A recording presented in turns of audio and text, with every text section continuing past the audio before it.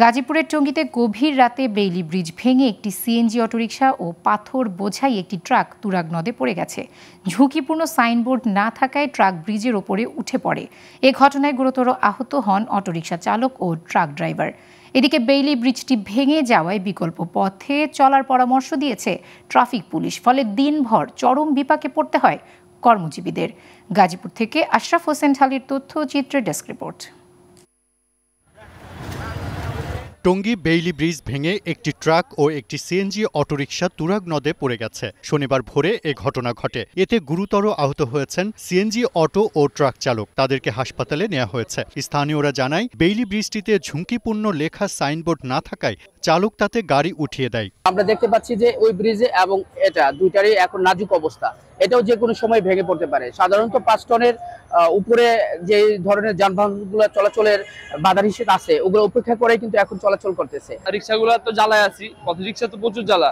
আর আমরা যারা বাইকার আছি, বাস ড্রাইভার আছি, তারা মানে এই রিক্সাগুলোর জ্বালায় এখন মেন সমস্যা পড়ছে। টঙ্গীতে তুরাগের ওপর 4টি বেইলি সেতুর মধ্যে 2টি নষ্ট হয়ে গেছে। দুর্ঘটনা কবলিত ব্রিজটি ব্যারিকেড দিয়ে বন্ধ রেখেছে কর্তৃপক্ষ। সেতুটি সংস্কারের দাবি জানিয়েছে স্থানীয়রা।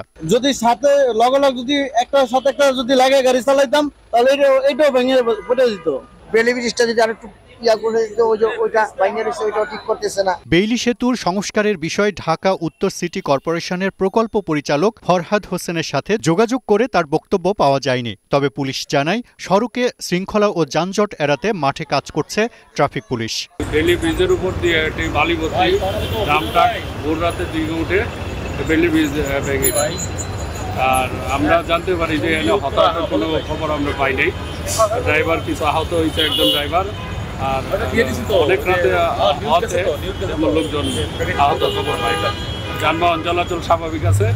আমরা সবাই কাজ করছি রাস্তা। রাজধানী ঢাকার প্রবেশপথে তুরাগ নদের ওপর টঙ্গী আব্দুল্লাপুর সড়কের ব্রিজের মাঝামাঝি গর্ত হলে এর আগে জরুরি ভিত্তিতে 2টি বেইলি সেতু নির্মাণ করা হয়। এরপর আরও 2টি বেইলি সেতু নির্মাণ করা হলে জনদুর্ভোগ খানিকটা কমেছিল।